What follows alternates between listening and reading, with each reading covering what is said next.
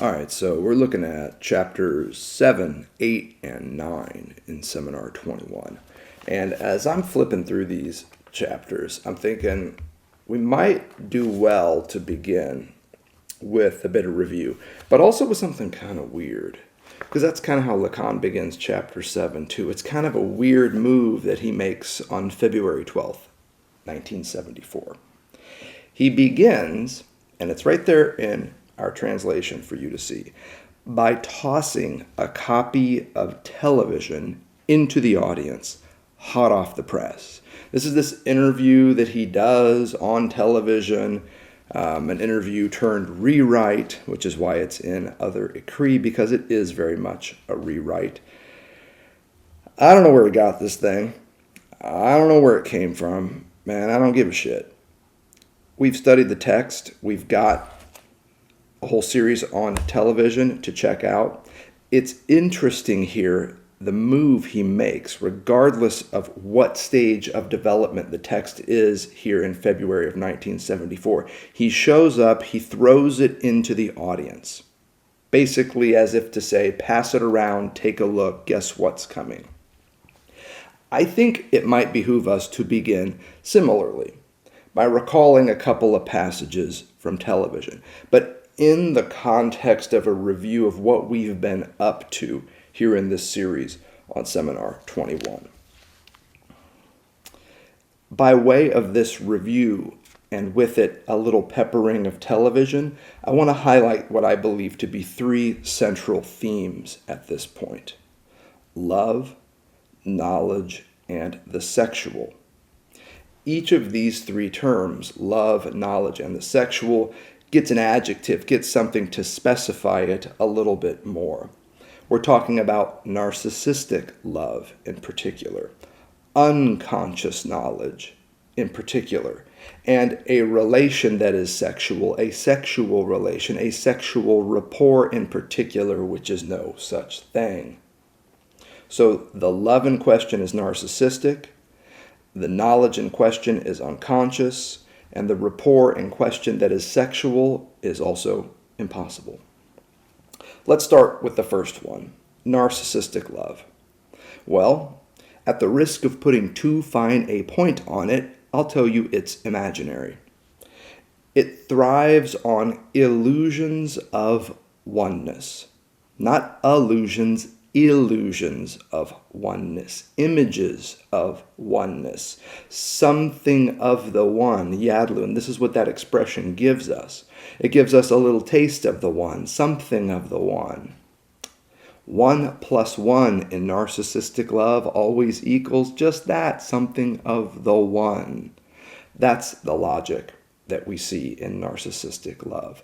1 + 1 equals something of the one. This is review, so we're just going to go glancingly through each. Let's get to that next one, knowledge, that I told you was unconscious. The knowledge in question here is unconscious knowledge, and it, my friends, at the risk of putting too fine a point on it, is symbolic. Why? Because the unconscious knowledge that Lacan is thinking through here operates according to a dialectic of truth. Unknown knowledge, some of which is knowable and thus able to be said, on the one hand, but most of which is unknowable and cannot be said. Here we're dealing with limitation, incompletion, half saying because you can't ever say it all. In short, we're dealing with weakness. We're dealing with castration. We are on the verge of what Lacan calls good love. A love which is anchored in the love of weakness that points us right back to castration and limitation. There is the dialectics of truth that you see popping in unconscious knowledge. Unconscious knowledge, some of which is knowable and thus sayable, but most of which, the vast majority of which, is unknowable and thus unsayable. There's a limitation that you're always dealing with in the field of unconscious knowledge, points beyond which you can go no further, points beyond which your ability to move forward is gone. Which doesn't necessarily indicate a lack. What it indicates instead is an inability, an impotentiality, which is something we're going to discuss here. But moving fast and furiously through these three key elements here. The third, the sexual relation, the sexual rapport, the sexual relationship, call it what you will. The register where it most significantly applies is not imaginary, not symbolic, but real. Here we are dealing not with logics of the two, as in the case of the unconscious, but logics of the three or more. We are dealing with multiplicity. And remember, what the dialectics of truth in the field of unconscious knowledge allow for is a trialectic that puts us in the remit of the real. Logics here, not of the two, but of the three or more, which I refer to as multiplicity, which Lacan here specifies as triplicity. When it comes to the sexual rapport, which is no such thing, we are dealing with logics of multiplicity, the lowest multiple of which, again, is 3. Here it's not 1 plus 1 equals something of the 1, but 1 plus 1 equals, any guesses? 3. 3 at least. Where 2 or more have gathered, there is always 3. As you've heard in this series so far, and in our previous series as well, especially when we were talking about Seminar 20, this is where it really cues up for Lacan. He starts flirting with the idea in 19, but in 20 he really tries to get serious about modal philosophy. And I know that you don't like hearing words like modal philosophy. How about just modality? Modality sounds cooler, right? Sleeker term, modality. Modality matters in this little review of these three concepts. Modality is key here. Narcissistic love traffics in 3 modalities, one of which, though, is more important than the other. It shifts from the possible to the contingent to the necessary in its illusory production of something of the one. Contingency, however, is its key mode, according to Lacan. Narcissistic love traffics fundamentally in the modality of the contingent, that which is but didn't have to be. Second one, unconscious knowledge. What would you guess is the modality here? It's not necessarily the modality Lacan would assign it, but it is the one that his thought inclines us towards, that of potentiality, especially in its structural relation to impotentiality. This is the modal logic of unconscious knowledge. It is one of potentiality, which always, as we're going to see, brings with it states of impotentiality. You can't have one without the other. You see, to be able to do or say something is always also to be able not to do or say that thing. Potentiality, hear me now, it means being capable of impotentiality as well. And ultimately, by extension, if you really want to push this, capable of non-being. And beyond it, our only recourse to anything like freedom. But this ain't that lecture. This ain't that conversation. I just want to tell you that when you look at unconscious knowledge, the modality that best describes what's happening there is that of potentiality, which always brings with it states of impotentiality, limitation, inability, in short, castration. All of this, I think, is crucial, as you know, for understanding how the love of truth can be a love of weakness, can be a love of castration. And in the analytic discourse, when Lacan takes unconscious knowledge, that S2, and puts it in the position of truth in the lower left-hand quadrant, if you can envision this discourse, this is what he's up to. He's showing that the love of truth is a love of weakness, is a love of castration, and that's precisely what you see in the field of unconscious knowledge, where some of it is knowable, but most of it is unknowable, where some of it is sayable, but most of it is unsayable. Notice the able part at the end of each. Sayable, unsayable, knowable, unknowable. It is the modality of potentiality that we're working with here. Capable of being said, incapable of being said. We'll come back to this in a minute. Let's first stick with our review here and hit that third concept, the sexual rapport, which is no such thing. What is its modality? It's the impossible. It simply cannot be. It cannot stop not occurring, even and especially when the opposite appears to be true. Even and especially where something of the one pops up, even if only in illusory form, the sexual relationship, even and especially when we encounter something of the one, still cannot be, doesn't exist.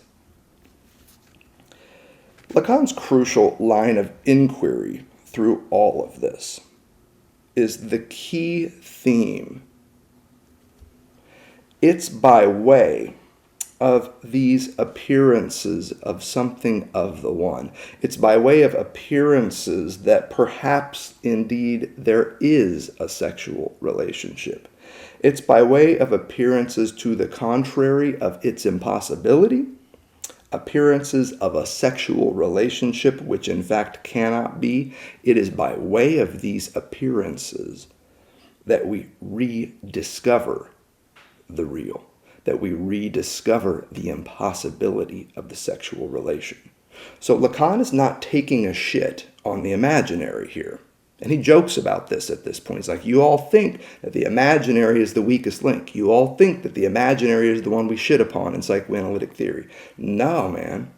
He's saying imaginary expressions of narcissistic love are the very condition of possibility by which we can move into, toward, in the direction of that point of access to the real, where we discover the impossibility of a sexual relationship. That's the key point here. It's by way of illusions of the one that we discover that oneness doesn't fucking exist.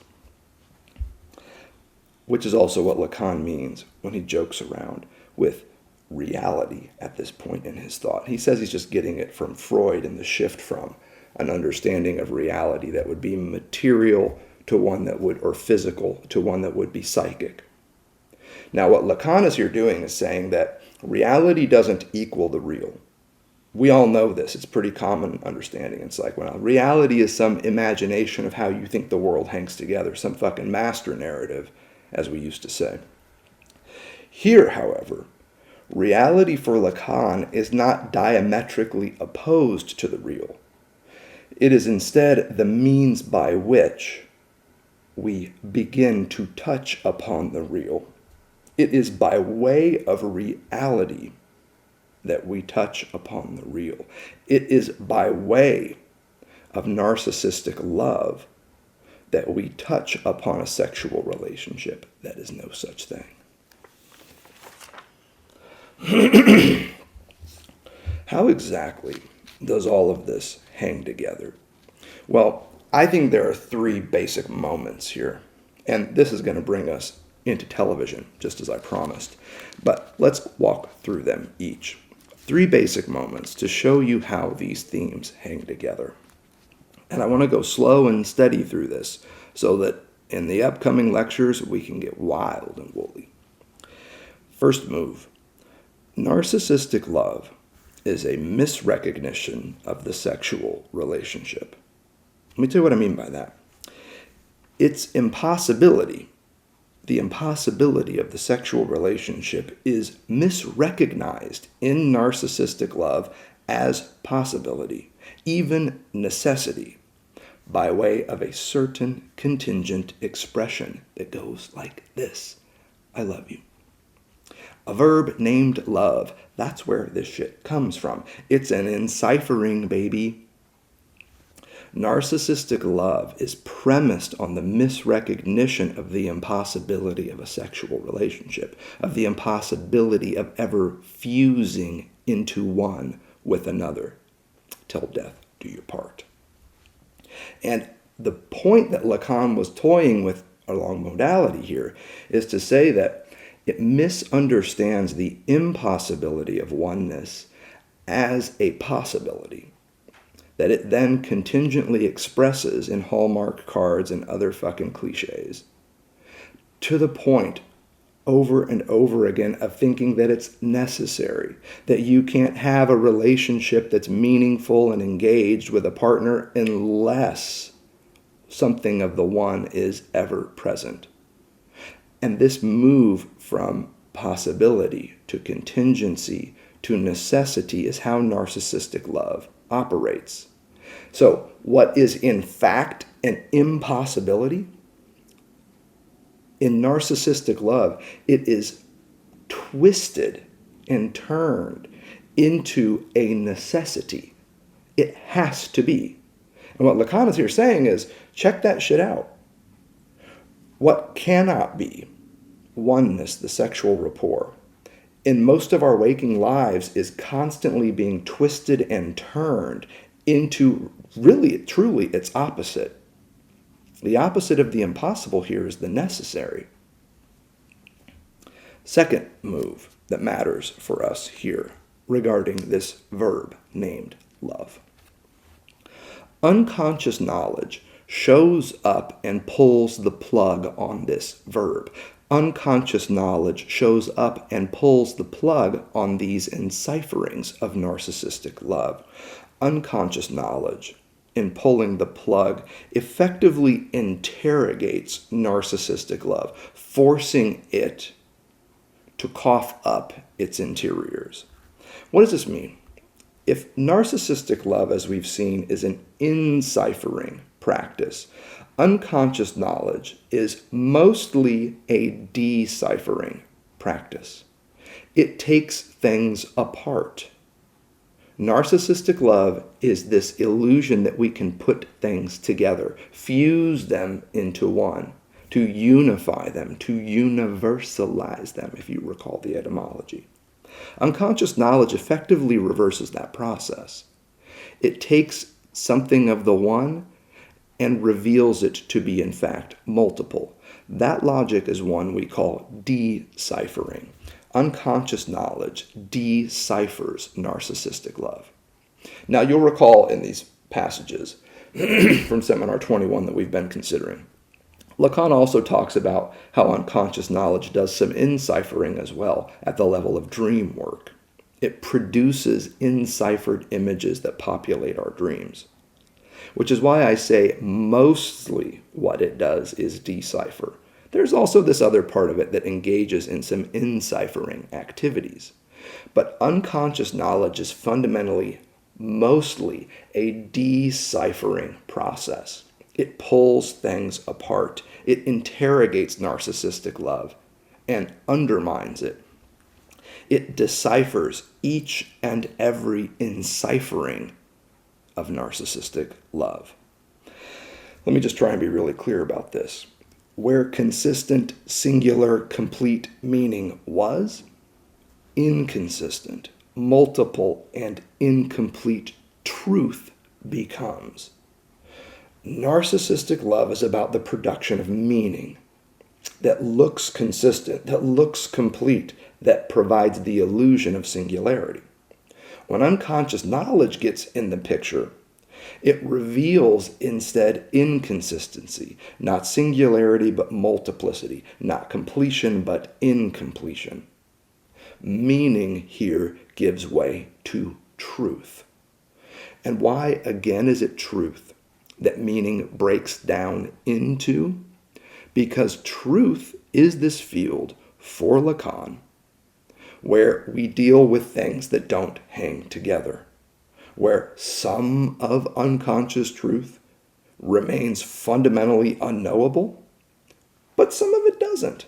Some but not all. This logic is one that is characteristic of truth. Some but not all that reveals not just two but three. A some, a not all, and then the but in between. For Lacan, all of this is fundamental and crucial, which is why we can say things like, when unconscious knowledge deciphers narcissistic love, meaning gives way to truth. Meaning as the illusion of consistency gives way to truth as a place of inconsistency. And I dare you to tell me a better definition of the unconscious. It is the motherfucking inconsistent. What narcissistic love, in other words, places under erasure, sexual meaning, namely, unconscious knowledge compels it to retrace. A compulsion that always ends in failure, incapacity, impotentiality, indeed castration. That's what I mean when I say it falls apart. It breaks down. It deciphers itself. It unfigures itself. A great word for this might be disfigure. Enciphering is a figurative logic, not in the sense that it's imaginary in that way. It's figurative in the sense that it resolves something into a figure. It's a compositional move. Deciphering is a disfiguring, a defiguring. And in this way, we might even be better off to think of it as decompositional. It decomposes things that have been composed. The unconscious takes shit apart. It takes you apart. And that's fundamentally what it's always doing to the subject. This is why the ego is constantly on alert, even when asleep. Because the unconscious is always looking for ways to reveal the truth behind all of those supposed meanings. The truth of breakdown, of limitation, of multiplicity, of things that just can't quite hold together. I'm reminded of a student. She was terrific, fabulous student. She told of a recurring dream she had last semester where her teeth were falling out. Sounds pretty traditional, right? And you can get out your bullshit Jungian dream dictionary and make all kind of sense. Oh, teeth falling out is a dream of death and woo-woo and whatnot. But check this out. In her recurring dream, it wasn't just that her teeth were falling out. It was that her teeth were falling out and she was trying to catch them in her hands. And she couldn't. It wasn't just that she was falling apart, but she was impotent, incapable, unable to hold together the pieces that were falling out from her. The real issue wasn't her teeth falling out. For her, the most horrendous and struggling part of the dream, really a dream always on the verge of a nightmare, the real struggle for her was, why can't I catch any of them as they fall from my face? It was a dream of incapacity. It was a dream of impotentiality. It was, in short, a dream of castration. Not death, but castration is what her dream was about, she said over time in the class. Narcissistic love can't handle any of that shit. It can't handle teeth falling from skulls, and it sure as hell can't handle an inability to catch them as they fall from one's face. Let me be really clear about this. Narcissistic love can't handle the truth. It's as simple as that. And here again, the truth in question is one I mean very technically. Truth for Lacan is a field of limitation.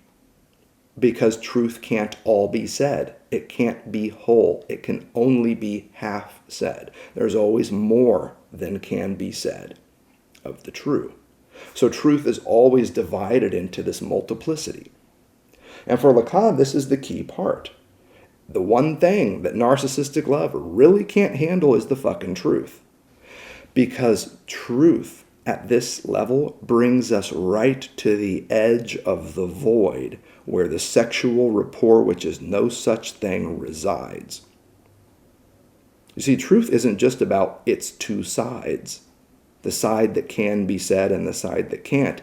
It's about the differential relation also between those two sides, an impossibility of ever bringing the two together into one. That impossibility is the very edge of the real. It puts us right on that edge. It's what Lacan might even call an incarnation of the real.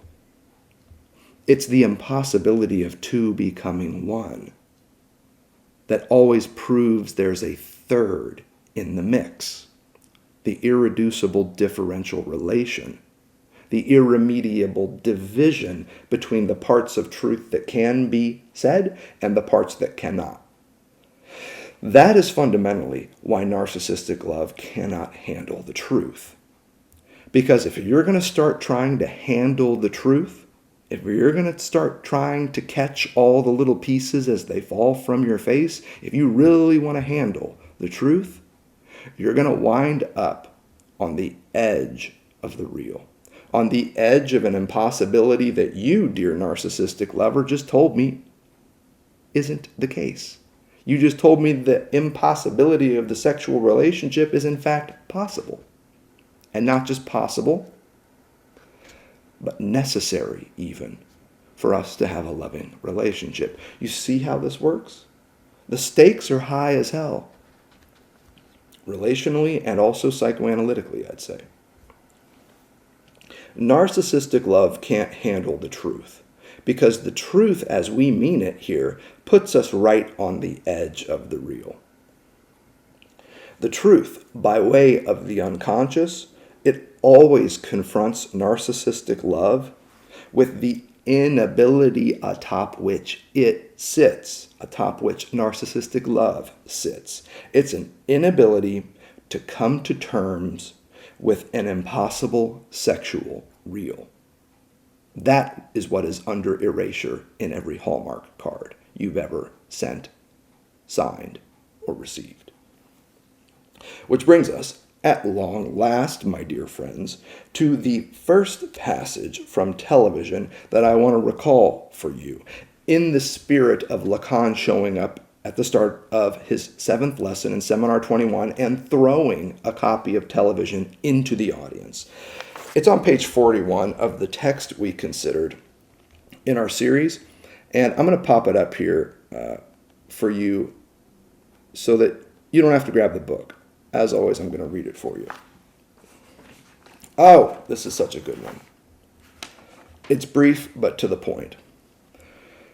Truth, Lacan says in television, is more often than not standoffish, demanding of love sexual pretenses that it can't fulfill, misfiring, sure as clockwork. This is what it means for the unconscious to decipher love. This is what it means for unconscious knowledge to decipher the encipherings of narcissistic love. Truth, as unconscious knowledge, is more often than not standoffish, demanding of love, as narcissistic love, sexual pretenses, here the sexual relationship which is no such thing, that narcissistic love, can't fulfill. It fails to fulfill its very promise of oneness.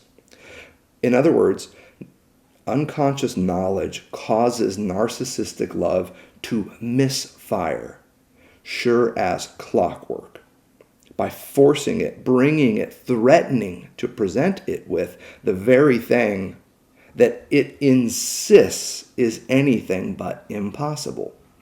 Oneness. Page 41. It's in a line at the top of 41 that captures a lot of what Lacan is up to here. I dare say it's one of the reasons he threw television into the crowd in that moment. Which brings us to this third moment that I wanted to talk to you about. I told you there were 3. We just did the first 2. Here's the third. When unconscious knowledge causes narcissistic love to misfire, sure as clockwork, we find ourselves again on the edge of a certain void.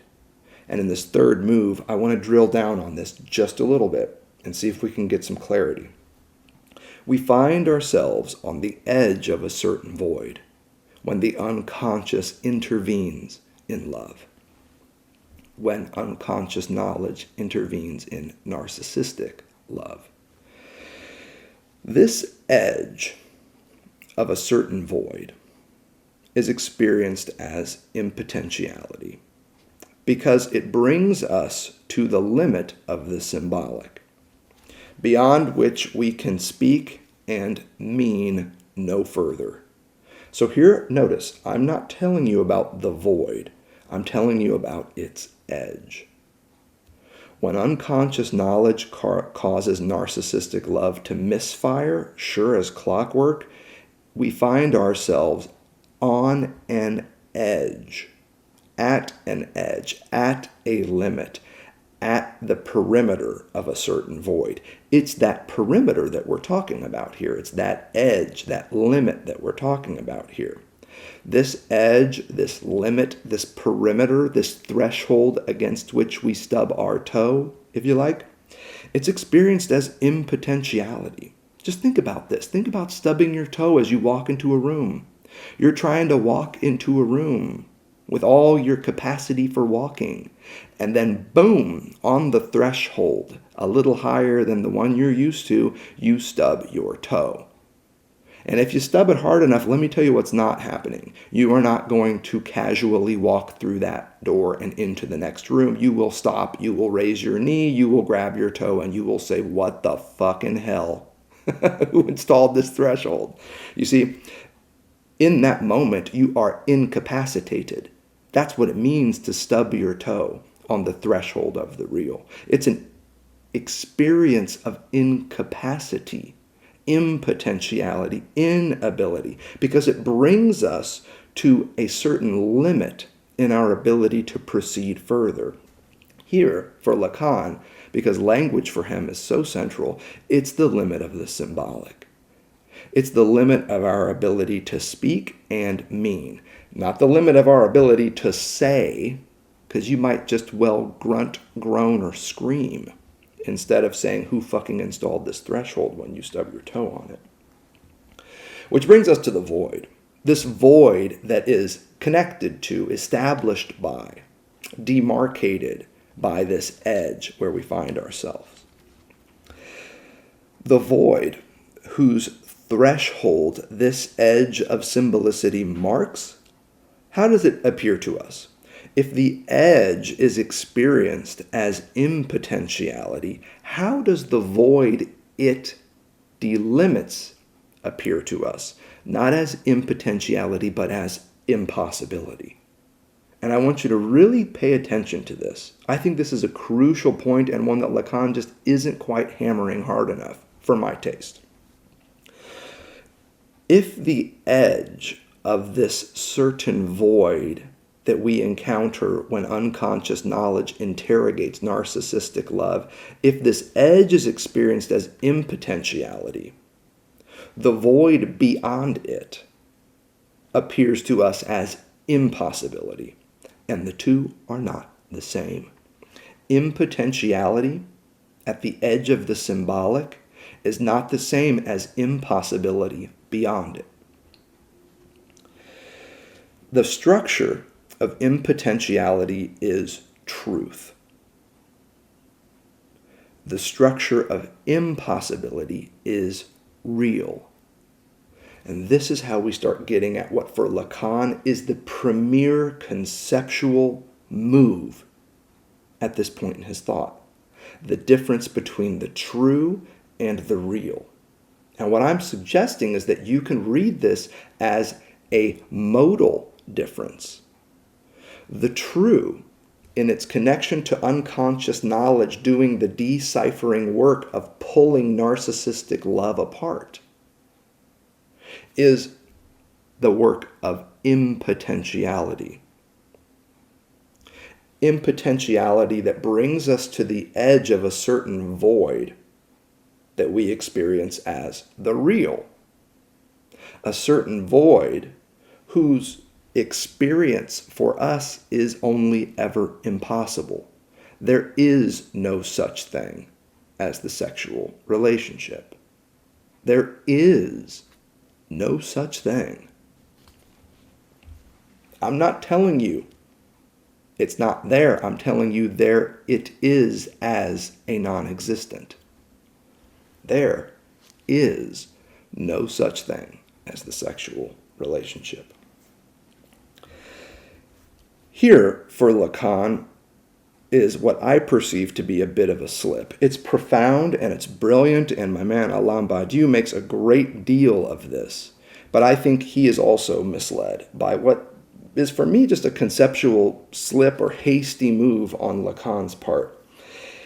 What Lacan is doing when he moves from unconscious knowledge to the impossible real, from truth to the real, is he wants to say that in psychoanalysis we see impotentiality raised to the level of impossibility. And I'll point the passage out to you. It's key. It's in his report on Seminar 19B. That's a really key moment where he is working this out. And in my view, taking the train off the tracks just a little bit here. So hold this in mind. What I'm suggesting is that the true is distinct from the real by a certain modal logic. The true operates according to logics of impotentiality, for all the reasons we've discussed. And notice how this sets us up for good love. The real, however, operates according to logics of impossibility, which brings us to a sexual relationship that is no such thing, that doesn't exist, the non-existence of a sexual relationship. And for me, I think this is the key distinction. Lacan is still sorting this out. He's still trying to say, I want to tell you how the true is distinct from the real. This is how they're distinct, in my view. But he's not going this direction. So just hold this thought and let's bear with him. The move here, broadly speaking, as we zoom out from these three moments, the move, the methodology that we see popping here in Seminar 21, it's really not as complicated as you might think it. It's simply a shift from the imaginary to the real by way of the symbolic. You've heard me say this before. It is still the case here. Lacan's mode of inquiry, conceptually and clinically here, is to say that we start with the imaginary. And I can't even say start to you guys, because you freak out. And Lacan makes the same point too. Everybody freaks the fuck out when we say we start with. I'm not telling you that's the origin of things. I'm telling you that in analytic experience, Lacan says people show up and start popping off with phantasmatic this, fantasy that, narcissistic love this, a bit of hate sprinkled in as well. People show up with all these constructs. And people here, by which, of course, I mean neurotic subjects, classic Lacanian split subjects, show up with all kinds of narratives. Narratives that are maybe starting to fray at the edge, maybe whose cracks have begun to show up, maybe things aren't misfiring the way they used to, and so on. But they show up in an imaginary state. And then the trick for Lacan is, how do we get from there to the real? How do we get from professions of narcissistic love to encounters with an impossible real that narcissistic love tries to cover up? And his answer is, we get there by way of the symbolic. Here, the symbolic is figured as the true. Check this out. It's really not more complicated than that. From narcissistic love to a sexual relation, which is no such thing, by way of the true, by which I mean unconscious knowledge. Sound about right? It's at the level of working unconscious knowledge that the analysand is moved from imaginary constructs of narcissistic love to an ability to withstand encounters with the impossible real that these constructs attempt to cover up. It's by way of the symbolic. It's by way of the true. It's by way of unconscious knowledge in all of their dialectics. Note, the symbolic is a dialectical register. presence and absence. It's by way of this symbolic, true, unconscious register that we move from narcissistic love to a sexual relation, which is no such thing.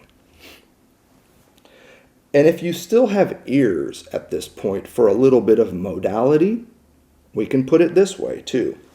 What we're talking about is a shift from contingency to impossibility by way of impotentiality.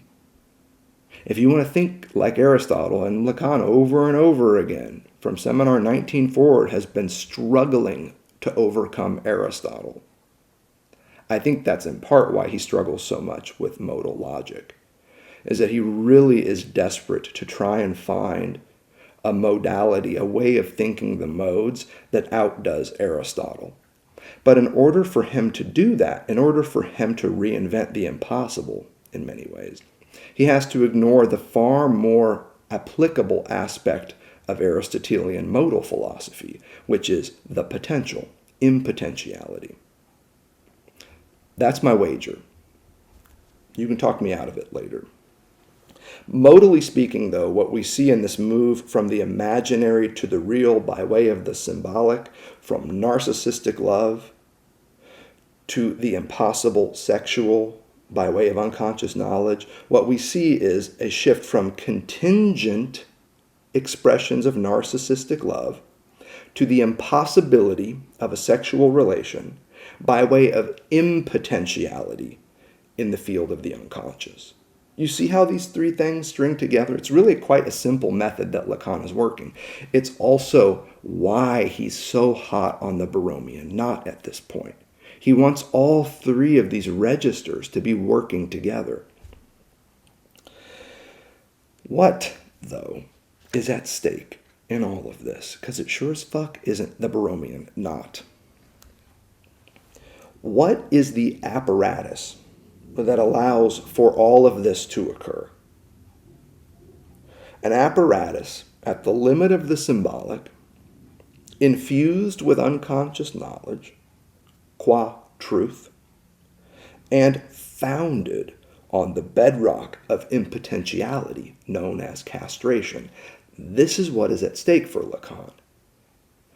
What is the apparatus that allows us to move from the imaginary to the real by way of the symbolic, especially in the consulting room? It's the analytic discourse. It's all he's been talking about for years now. It's still the analytic discourse. That's the apparatus that allows for all of this shit to occur. I don't think it's a stretch to say at this point that if you can just hang with the analytic discourse, you've got Lacan's thought down. Very few of his great breakthroughs from the late 1960s to this point in February of 1974, when he throws television into his audience, all of his great insights, all of his breakthrough moments are right there on display in the matheme for the analytic discourse. That's also a wager, and this lecture is every bit full of wagers. So don't lose sight of this in all the weird, wonky, new Baromean woo-woo that I've been telling you. It's still the analytic discourse that we're talking about. So let me be clear. For Lacan, it all comes back and it all comes down to this discourse as a clinical and a conceptual apparatus. I think this is readily apparent in the second passage from television that I said I wanted to share with you. It's a passage which I think does an excellent job of connecting all of these dots. The last one we hit was on page 41. This one is just a couple pages before, on page 39. It is by coordinating the paths traced by a discourse that although it may proceed merely from the one to the one, that is, from the particular, something new can be conceived, and is able to be transmitted as incontestably by this discourse as is the numerical matheme. This requires only that somewhere the sexual relation cease not being written, that contingency be established, so to speak, so as to make headway on that which will later be completed by demonstrating such a relation to be impossible, that is, by instituting it in the real. This has got to be like top 5 passages from mid-1970s Lacan for me. I really like this one. It sums up what he's doing. He's got his modalities more or less squared away. And it really captures how he's understanding this. Narcissistic love is a contingent expression that says, the sexual relation, hell yeah, we can write that shit. Hell yeah, we can make that happen. We can make that exist. We can bring that into existence. We can cause it to stop not being written. You see? This contingent expression, though, is later on completed by demonstrating it to be false. In fact, false to the point of impossible. What this contingent expression of narcissistic love promised is revealed by paths discursive, ultimately to be impossible. And it's by way of that revelation, by way of that unconcealment, that we can institute the real, that we can reinstitute narcissistic love connection to the real that it pretends isn't there. What then is this something new that he's talking about here? This something new that analytic discourse helps us conceive and transmit when all we do is follow its paths. You just follow the paths, he says, and there will be something new to think and share. What is this something new? It's not just the impossibility of the sexual relationship, qua oneness with another, but also the contingent expressions of narcissistic love that unconscious truths interrogate to the point of impotentiality. A point of impotentiality that leaves us on the edge of the void, in and as which an impossibility resides, namely the real.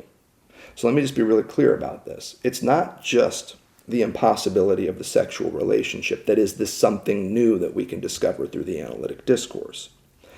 It's also the contingent expressions of narcissistic love that unconscious truths interrogate to the point of impotentiality. We get to see that shit also occurring. Impotentiality that brings us to the threshold, the edge of a void we know is the real. So again, the methodology here is you've got narcissistic love as a figment of one's imagination. And then you've got this symbolic apparatus that interrogates it. And that's really what the matheme is for Lacan. That's what mathematics is for Lacan. It is still fundamentally in the symbolic. It's just at the limits of the symbolic. Why? Because it's not dealing in signifiers, it's not even dealing in letters, even numbers aren't functioning in exactly the same way.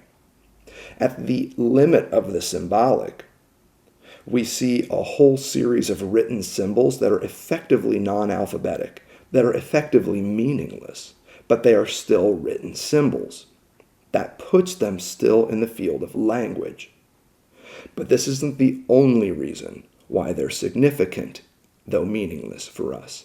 Because for Lacan, the matheme, as derived from mathematical formulations, particularly in set theory, and sorry, this is a little nosebleed nerd stuff, but it is relevant here, they are designed to bring us to the edge of a certain void. They are designed to structure a certain impasse, All of Lacan's math themes, you've been hearing me say, this is what is at stake in all this.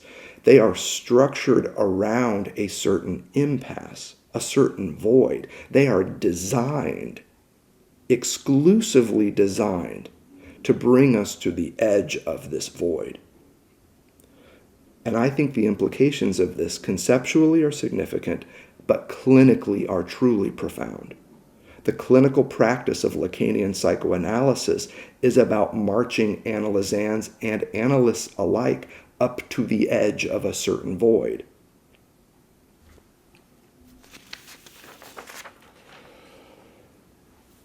Where do we see all this in the analytic discourse? I told you it was there. I promised you that it was there. Where do we see all of this in the analytic discourse? In the same place, I'd say, that Lacan has been lavishing attention in varying states of bewilderment since Seminar 17, namely in the lower left-hand quadrant of the analytic discourse. And for those of you who are watching this lecture and may have been wondering why the hell the blackboard is up here, now we're going to start seeing why. I'm drawing now for you the analytic discourse one more time, and you know I like to say one more time because it gives us a chance to draw it again, draw it better at a later date. And what I'm going to do is, as always, as I draw the analytic discourse, I'm going to use one color for the discourse and another color for the void around which it's structured, here incarnated in the figure of a green delta. And what I'm telling you here is that the emphasis in Lacan's thought at this point is really on the lower left-hand quadrant, where that S2 sits beside the green delta.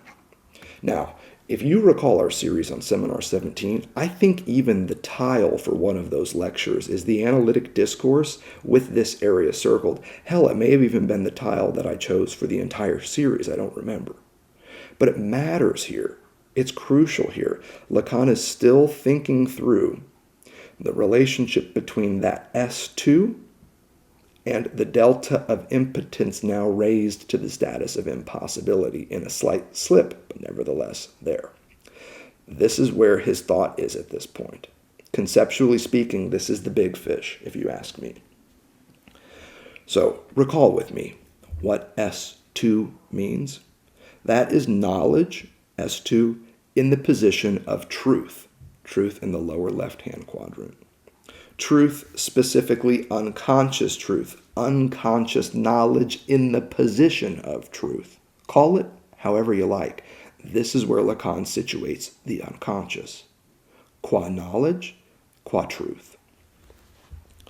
What about that delta, that green triangle there next to it? This, again, is that delta of impotence, as Lacan put it in Seminar 17, but now here raised to the figure of impossibility. This is an incarnation of the real, a writing of the real of sorts. An incarnation is how he likes it. For Lacan, again, it's the difference between this S2 of unconscious truth and this delta of the impossible real that calls our attention. But let's not be too hasty here. Again, I think it's important in these moments, like when we're midway through a series or so, to kind of like slow down and just think through this shit. You don't want to be hasty with this. If S2 is the position of truth, and this delta is that of the real, think with me on this. Where does castration fit in? Indeed, what becomes of impotentiality in the analytic discourse? The same impotentiality that unconscious knowledge, via logics of truth, force narcissistic lovers to cough up, thereby causing their fantasies of oneness to misfire. What indeed becomes of impotentiality? A clue. Arguably the strongest in Lacan's work up to this point comes in his report on Seminar 19b or worse, the one that I've read to you before and the one that I've mentioned in this lecture. It's now time to just take a look at this thing so you can rest assured that I'm not making this shit up. In the standard English translation of Seminar 19b, which is edited within an inch of its life, because it's actually infused with lectures from another seminar that Lacan was giving across town to a totally different fucking audience. Not 100% different, but totally different. It was an introductory lecture called The Psychoanalyst's Knowledge, a series of lectures that have been woven into Seminar 19b. So I say standard English translation. What I should say is this is the standard English edition of Seminar 19b. Anyway, included at the end, and much to the editor and translator's credit, is the report that Lacan subsequently wrote on Seminar 19b or worse. And I call your attention to the passage on page 219 in this report. Lacan says, "In psychoanalysis, it is a matter of raising impotentiality, the same that makes the fantasy hear reason, to logical impossibility, the same that incarnates the real." And you'll notice I've changed the translation from powerlessness to impotentiality. Go back, consult the French, and you'll see why. In psychoanalysis, it is a matter of raising impotentiality, the same that makes the fantasy hear reason, to logical impossibility, the same that incarnates the real. Note, this indeed is the conceptual foundation of Lacan's inquiry, from contingency to impotentiality to impossibility. We're still on point. This is even a prefiguration of what he's now developing as a specific line of inquiry.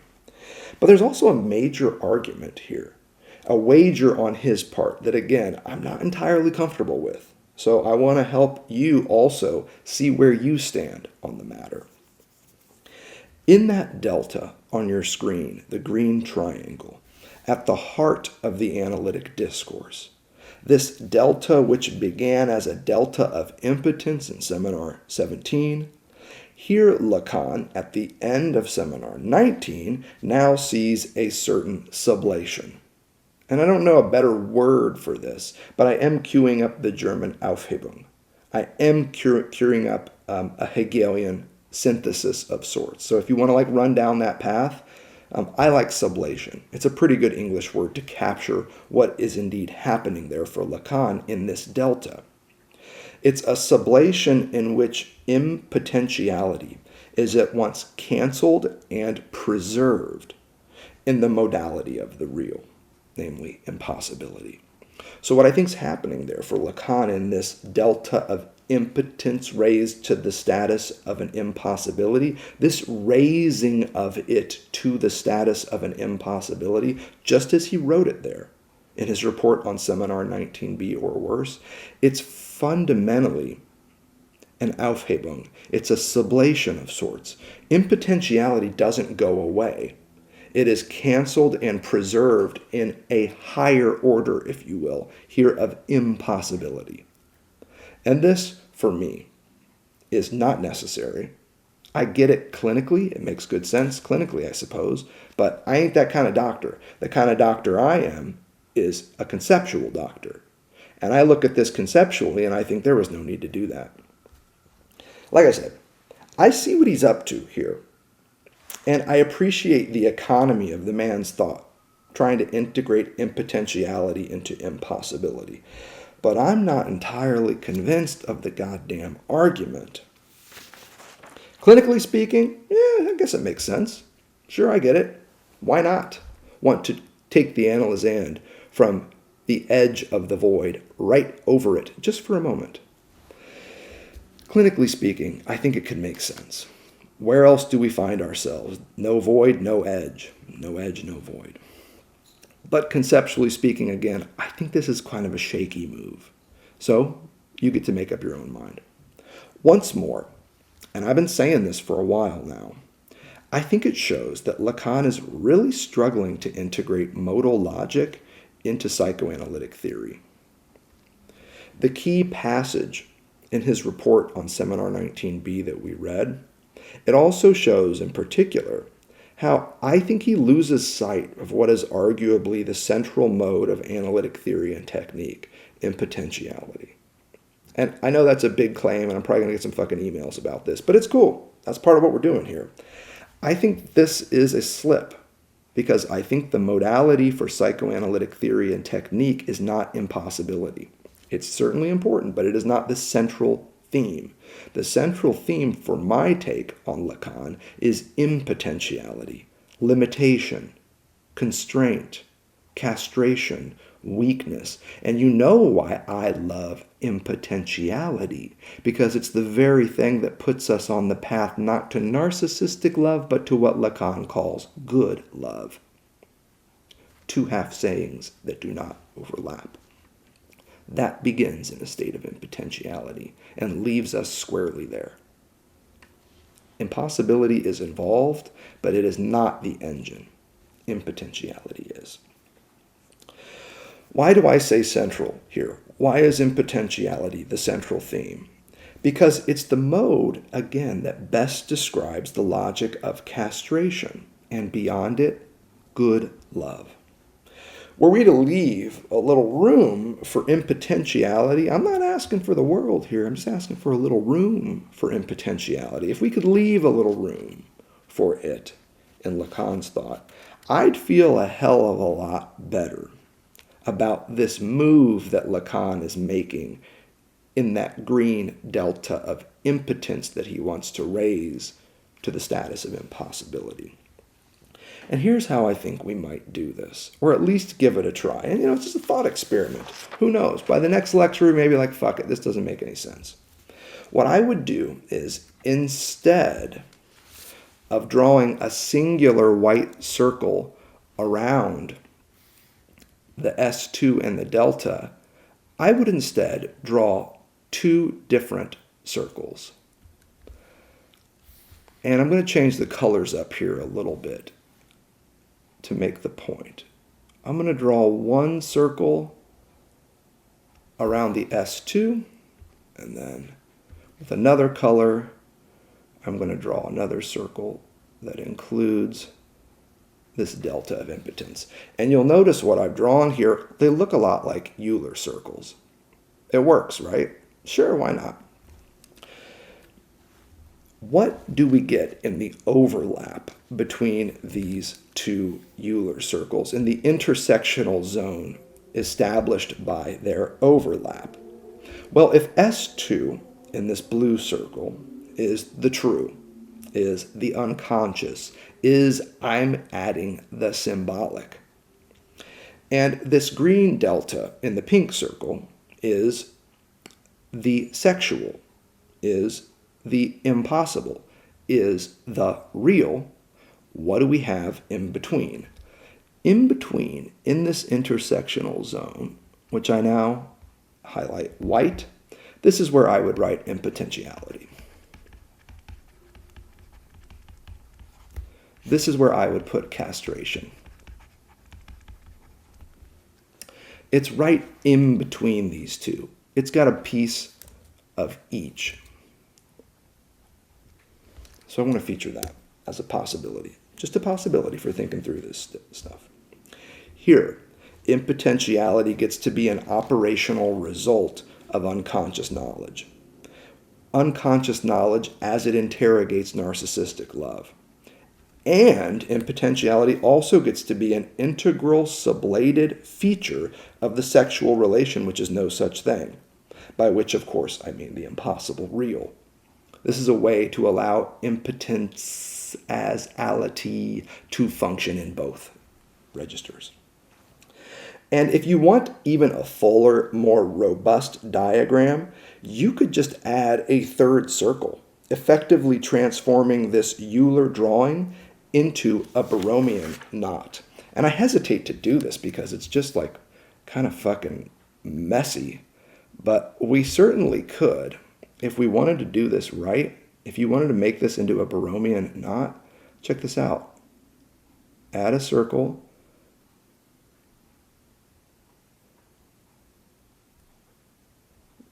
In the top, as I'm doing right now, that overlays the pink, but underlays the blue. And now suddenly, you've got a Borromean knot in the lower left-hand quadrant of the analytic discourse. This is a wild fucking move, but I think it's one that brings a little bit of clarity to this thing. And what I'm going to do to designate this new circle as love is I'm going to put this glorious figure of love that is a heart in it. So now what you can see is you've got a Borromean knot, the lower left-hand ring of which is comprised of S2 as unconscious knowledge, as unconscious truth, as the symbolic. The lower right is comprised of the sexual real, as impossibility. And the upper ring, the third ring, the ring that makes three, if you want to be precise with this, that of narcissistic love, you could say this is an imaginary ring if you want to start messing with it. Here I put a little heart, so you know the type of bullshit love we're talking about here. It's that which is symbolized by the image, the enciphering known as a heart. That's where I would put imaginary love in all of this. Impotence, impotentiality, inability, incapacity, it stays in the exact same space. What becomes of impotentiality when it stays in this place between? Well, notice how I've got it drawn up here. Yes, it still remains between S2 and the delta, but the in-between is also one that it shares, a space that it shares with the third ring of narcissistic love.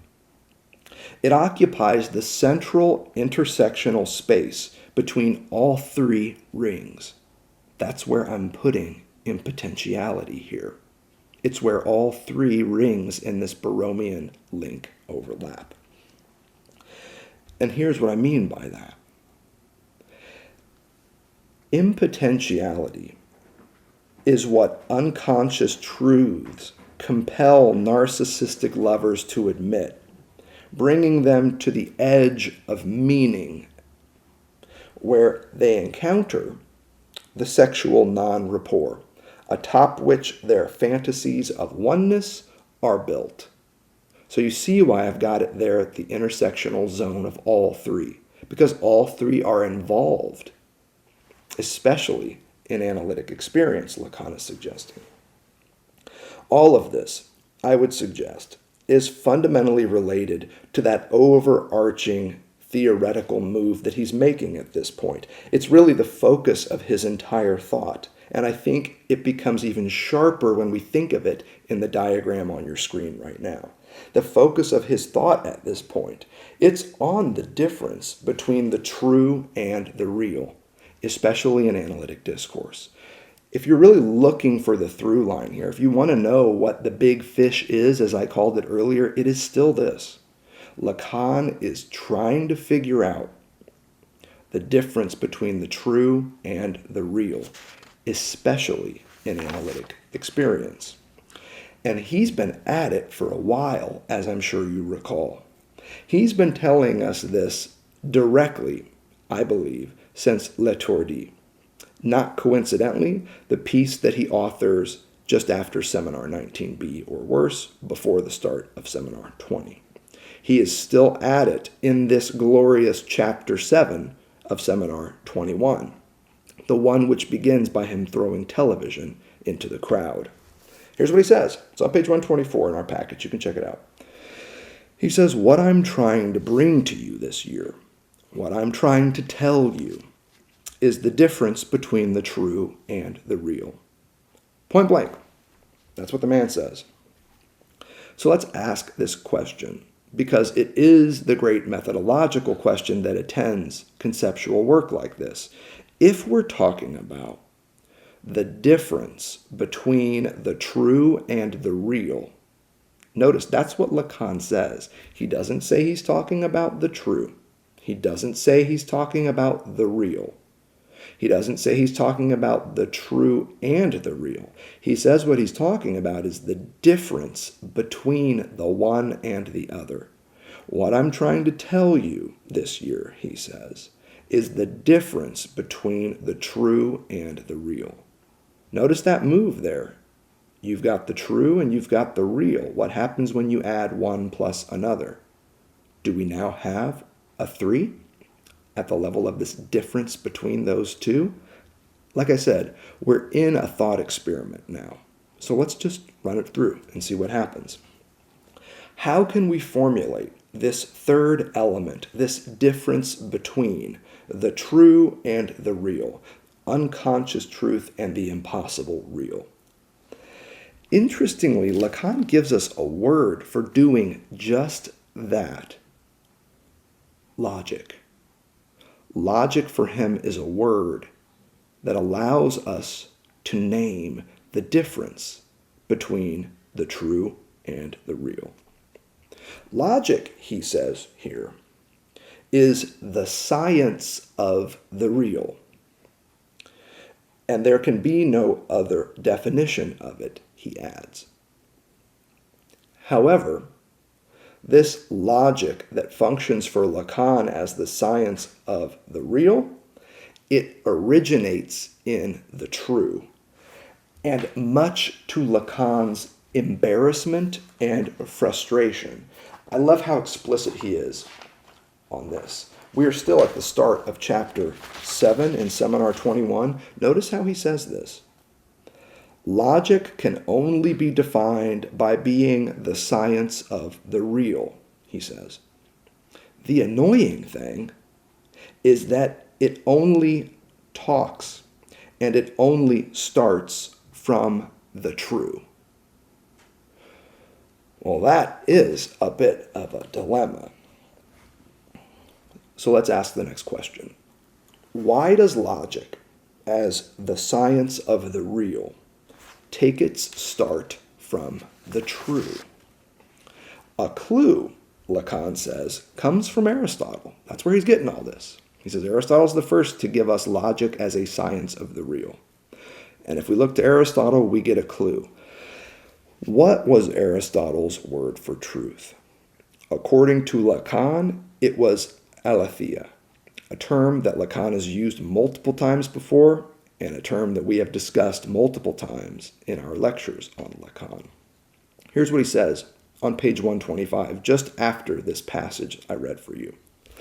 The word true, to alethes, is found a lot in this thing that Aristotle calls the organon, from which logic has since been constructed. That's our clue. That's our clue that Lacan gives us. So what do we know, once more, about this Greek word for truth, aletheia? As we know, it comes from the verb lethian, meaning to conceal. But you add a privative a in front of lethian. There's that a in aletheia. And a here works like in as a prefix, like un as a prefix. It's fundamentally privative. It negates whatever follows it. So you know Lacan is going to love this shit. He loves a good privative prefix. Hence his emphasis on the un, the that we messed with in Seminar 11 forward. Aletheia means the opposite of conceal. It means to unconceal. Aletheia as truth means unconcealment. From Aristotle to Lacan, and with a crucial stop at Heidegger, truth equals unconcealment. It is as simple as that. It's what begins in a state of concealment, but is then brought out of concealment. So, what was hidden is now revealed. What was covered is now uncovered. What was veiled is unveiled. Cloaked is disclosed. What was obscured is now illuminated. What was screened is now displayed. That's aletheia as unconcealment. Does this sound familiar to you? For Lacan, the unconscious knowledge, that unknown knowledge we're always talking about that deciphers narcissistic love, it functions in the same way and then some, because the unconscious always remains and retains an ample supply of concealment. In the unconscious, some but not all can be known, said, revealed.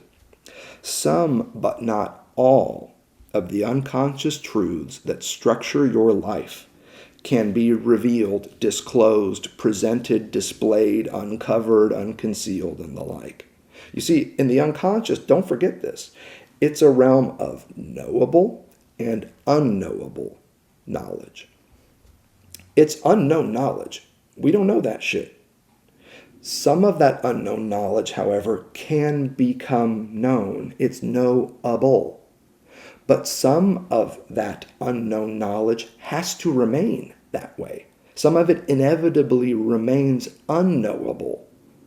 Notice the suffix here, able. Relative to the field of enunciated knowledge, this is the field of language, this is the dictionary that you have on your shelf.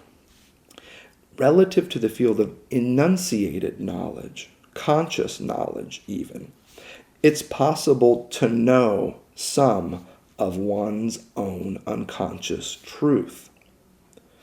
But it's impossible to know all of one's own unconscious truth.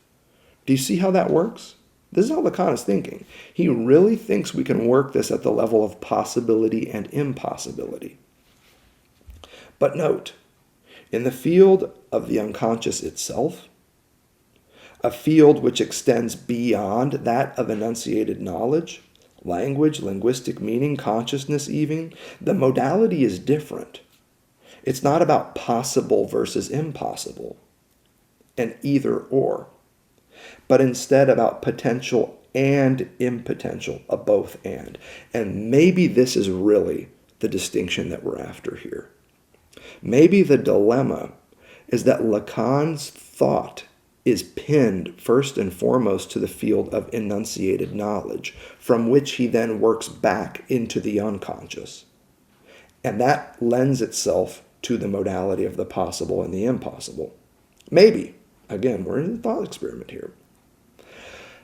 I tend to think, though, that if you start with the unconscious as an unknown field of knowledge, where some of it is always knowable and some of it is always unknowable, you've got something different.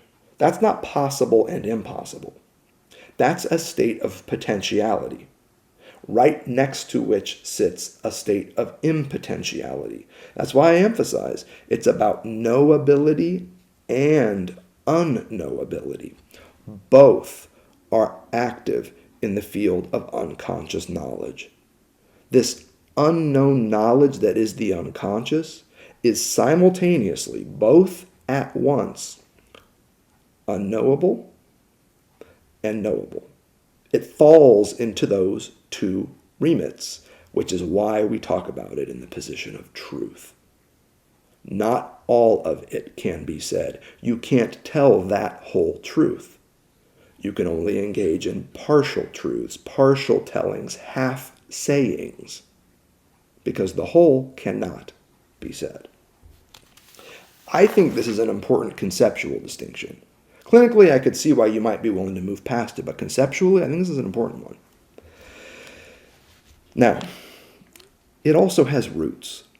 I'm not just drawing this shit out of nowhere. The principle of non-contradiction, that shit doesn't apply in the field of the unconscious. In the field of the unconscious, non-contradiction ain't a thing. The principle of non-contradiction does not apply in the field of unconscious truth. It's from Freud. It's not really stone-cold Lacan. It's more stone-cold Freud.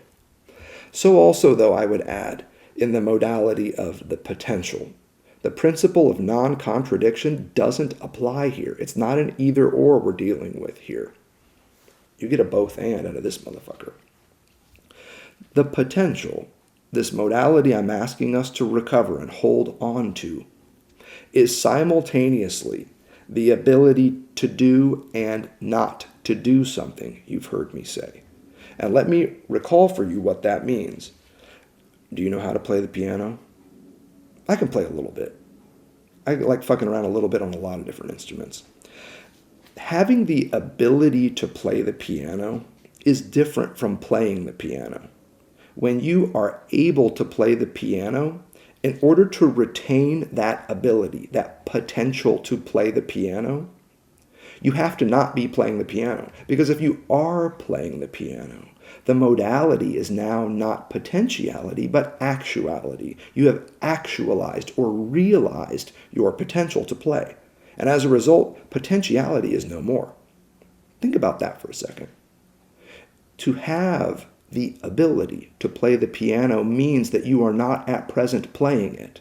Because if you were, you wouldn't have the ability to play the piano. You'd instead have music. Similarly, in order to have the ability to play the piano, you must at the same time preserve an inability. To be able to play the piano is to decide also not to play the piano. You cannot play the piano. You can refuse to actualize that capacity. In other words, you can embrace impotentiality, not doing something, at the very same time that you retain the capacity to do it. That is the important part about potentiality. And this is why my first book, Letters to Power, ends just there, on this theme of potentiality. I think it's an important one for us to hold in mind here. To have the ability to play the piano is simultaneously to have the ability to play it and not to play it at the very same time. It's not an either or, it's a both and. How about walking out your front door, which is maybe what you're inclined to do at this point? Fucking close that laptop and walk out the front door. You now have the ability to close your laptop and walk out the front door. You also have the ability not to do that. You see? Potential and impotential coexist without contradiction. In fact, they have to coexist. How about telling your mother that you love her? You could, you can, but you don't. But again, because Lacan has sublated potentiality and impotentiality in logics of possibility and impossibility, much of this shit is lost on him. And I think it's odd because it's so integral to the moving mechanism of analytic discourse, namely castration. Maybe it's not lost on him. Maybe it's just not at the forefront of his thought. I don't know. I hope he comes back to it. I hope he mentions it. I hope he returns to this sublated notion of impotentiality, powerlessness. I think this is part and parcel of his identification of the unconscious with the true, by the way, and precisely why you see S2 in the lower left-hand corner of the matheme on your screen right now, namely in the position of truth. And again, it's just as simple as we've been discussing. For Lacan, the unconscious, like the true, can only ever be partially said, half said, incompletely said. The logic here, again, by way of conclusion, is that of so many other lines of thought that Lacan is ramping up in the early to mid 1970s. And the word for this, the phrase for this that captures this logic is some but not all. I think it's a really good one for us to just review and hold in mind, because that's really what we've been doing in this lecture. It's a thought experiment structured atop what is effectively a review. Some, but not all, is the logic in question here. Some parts of unconscious truth are speakable. We are able to speak them. We have the potential to say them. But not all. Not all unconscious truths are speakable. The not all refers, in other words, to the parts of unconscious truth that are unspeakable and thus unknowable. And don't forget about that but. Don't you forever forget about the but. This third element in the tripartite line of inquiry that I'm reviewing for you here, the one that marks the irremediable distinction or division between the some and the not all, it's that but I ask you to recall. It's the but that allows us to say some but not all is a logic of triplicity. Some, not all, and a but in between. Notice it's not so different from the logic of the difference between the true and the real. We're still applying the same line of thought here. 1 + 1 equaling 3. And again, what do we call it? This line of thought, this line of inquiry, where we're always counting 3 at least. Again, the important part of Chapter 7 of Seminar 21 is the word Lacan assigns to this line of inquiry. He calls it logic. It's by way of logic, as it emerges from the true and puts us on the path of the real, that we discover 1 + 1 equals 3. I'm not saying that's a sound mathematical equation. The math is fuzzy as ever. 1 + 1 equals 3. What kind of fucking math is that? It's not math, man. It's logic. The word Lacan is using here for 1 + 1 equals 3 is logic. This is a discovery, as you well know at this point, that brings us to the limit of language use, mathematics, and even to the limit of mathematics itself, where even the most basic mathematical equations begin to misfire.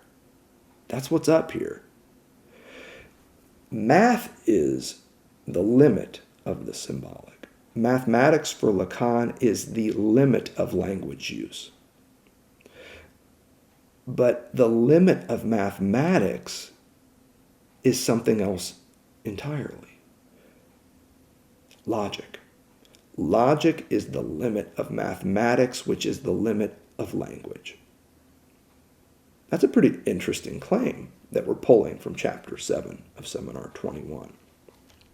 So, where we find ourselves at this point, with this term logic as the name for the difference between the true and the real, is we find ourselves at the edge of the symbolic. And it's right here at the edge of the symbolic, at the edge of mathematics, which is the edge of language, because it's here that we stub our toes on that threshold. It's here that we encounter an impossibility. It's here that weird shit like 3 can be produced from mathematics of 1 + 1.